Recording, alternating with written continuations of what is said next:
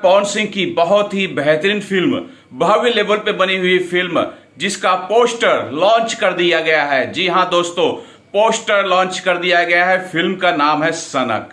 सनक से ही पता चल जाता है कि यह एक एक्शन से भरपूर फिल्म होगी और इस फिल्म में आपको बता दें कि रोमांस भी है और एक्शन भी है। चूंकि अभय सिन्हा की यह फिल्म है तो यह फिल्म जो है विदेश धरती पर शूट किया गया है, यानी फॉरेन में शूट किया गया है और लोकेशन बहुत ही भव्य होगा और इसमें गाने बहुत ही बेहतरीन होंगे और उसके लोकेशन भी बहुत ही शानदार होंगे। लेकिन सबसे मेन बात यह है कि इस फिल्म में पावर स्टार पवन सिंह है और फिल्म का नाम सनक है और यह फिल्म जो है भरपूर एक्शन से भरपूर होगी और रोमांचक भी होगी।